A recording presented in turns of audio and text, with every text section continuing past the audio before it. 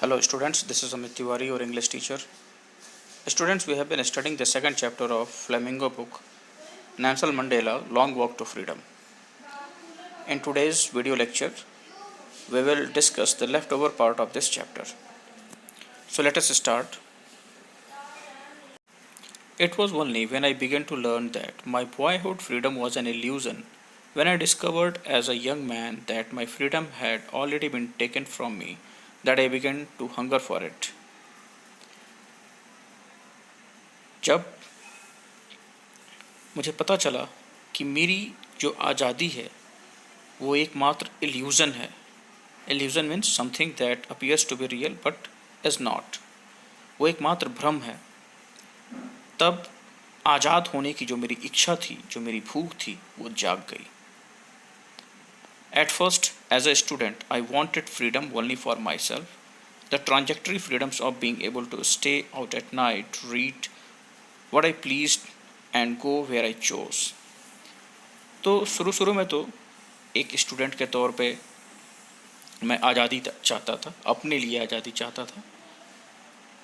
एक तरीके की आज़ादी जो कि परमानेंट नहीं थी, जिसमें कि मैं चाहता था कि मैं जहाँ चाहूँ वहाँ जा सकूँ, मुझे कोई रोके टोके नहीं, जो पढ़ना चाहूँ वो पढ़ सकूँ, देर रात तक बाहर रहूँ, घूमूँ फिरूँ. ये सब आज़ादी के मायने थे मेरे लिए, जो कि परमानेंट नहीं थे.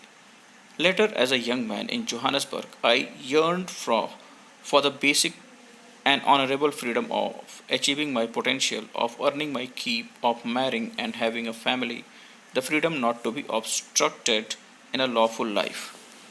और उसके बाद जब मैं कुछ मैच्योर हुआ और एक यंग मैन की तरह जब मैं जोहान्सबर्ग में रहता था, तब मैं एक बहुत ही ऑनरेबल फ्रीडम की तरफ जो है मुखातिब हुआ, जिसमें कि मैं जो है कुछ पोटेंशियल चीज़ों को अचीव करना चाहता था. जैसे कि एक अच्छी नौकरी, जॉब, और जॉब के बाद फिर अपने पसंद की शादी करना और एक फैमिली बनाना. इस तरीके की फ्रीडम्स मैं चाहता था. ऐसी फ्रीडम जो कि तब तक फ्रीडम रहे जब तक कि सारी की सारी चीज़ों को कानून के अंतर्गत रहते हुए किया जाए. But then I slowly saw that not only was I not free, but my brothers and sisters were not free. I saw that it was not just my freedom that was curtailed, but the freedom of everyone who looked like I did. Curtailed means reduced. But then I slowly saw that not only was I not free, लेकिन तभी मुझे ये एहसास हुआ, तभी मैंने ये देखा कि सिर्फ़ और सिर्फ मैं ही ऐसा नहीं हूँ जो कि फ्री नहीं हूँ. मेरे ब्रदर, मेरी सिस्टर्स, वो सब भी मेरी ही तरह गुलाम हैं और वो फ्री नहीं हैं. I saw that it was not just my freedom that was curtailed, but the freedom of every one who looked like I did. और तब मुझे ये रियलाइज़ हुआ कि सिर्फ़ और सिर्फ मेरी ही फ्रीडम को रिड्यूस नहीं किया गया, कर्टेल नहीं किया गया है, लेकिन मेरी तरह जो भी दिखने वाले हैं उन सब की फ्रीडम के साथ भी ऐसा ही हुआ है. That is when I joined the African National Congress, and that is when the hunger for my own freedom became the greater hunger for the freedom of my people. और तभी मैंने अफ्रीकन नेशनल कांग्रेस को join किया और उसके बाद मेरी भूख मेरी आज़ादी के लिए बढ़ती गई. ऐसी आज़ादी जिसमें कि सिर्फ मैं अपनी ही आज़ादी नहीं चाहता था, मैं अपने लोगों की भी आज़ादी चाहता था. यानी कि मेरे लोगों की आज़ादी मतलब कि मेरी आज़ादी, ऐसा कुछ मायने रखता था मेरे लिए. It was this desire for the freedom of my people to live their lives with dignity and self respect that animated my life, that transformed a frightened young man into a bold one, that drove a law abiding attorney to become a criminal, that turned a family loving husband into a man without a home, that forced a life loving man to live like a monk.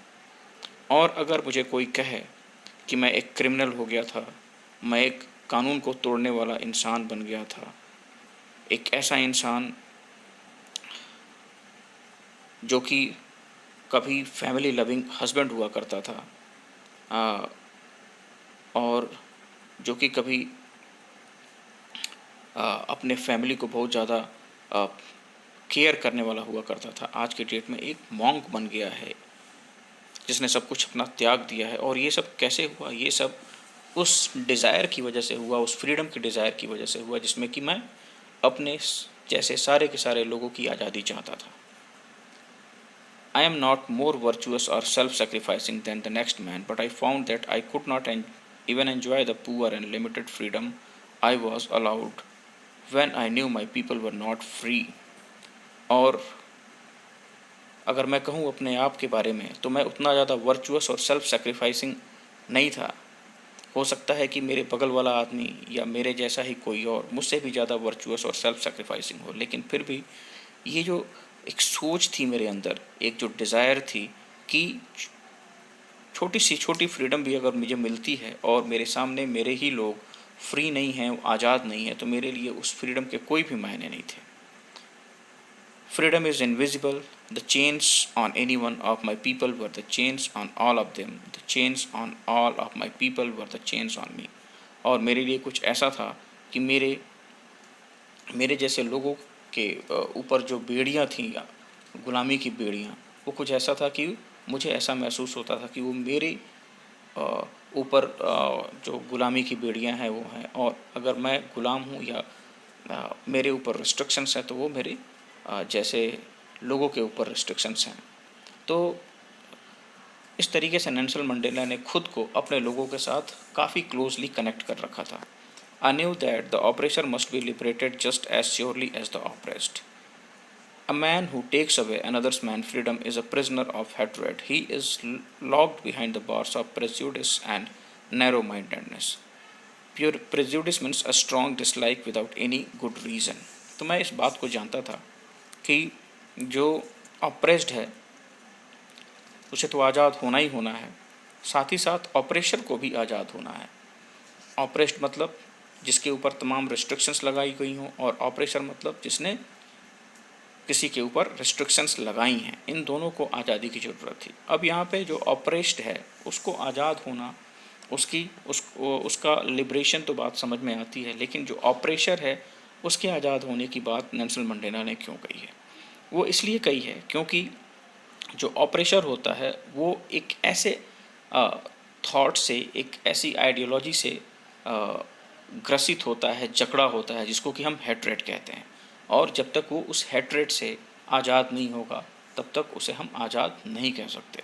वो कहीं ना कहीं अपनी ही सोच में, अपने narrow mindedness में जो एक उसकी संकीर्ण सोच है उसमें खुद जकड़ा हुआ है, खुद गुलाम है उस सोच का।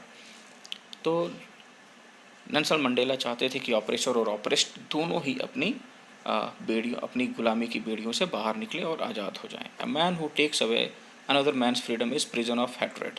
एक आदमी जो दूसरे आदमी की आज़ादी को छीनता है वो एक गुलाम है, एक जो घृणा जैसी जो सोच होती है उसका खुद का गुलाम बना हुआ है। He is locked behind the bars of prejudice and narrow mindedness. और वो बिना किसी मतलब के किसी से घृणा करने जैसी सोच से ग्रसित है, उससे वो जकड़ा हुआ है और उसका गुलाम है। I am not truly free if I am taking away someone else's freedom just as surely as I am not free when my freedom is taken from me. और मैं इस बात को लेके बिल्कुल भी आश्वस्त हूँ कि अगर मैं किसी की फ्रीडम को कर्टल करता हूँ तो मैं भी फ्री नहीं रह पाऊँगा। The oppressed and the oppressor alike are robbed of their humanity. और दोनों ऑपरेशर और ऑपरेस्ड एक ही सिक्के के दो पहलू हैं। So with this story comes to end. Students, have a good day.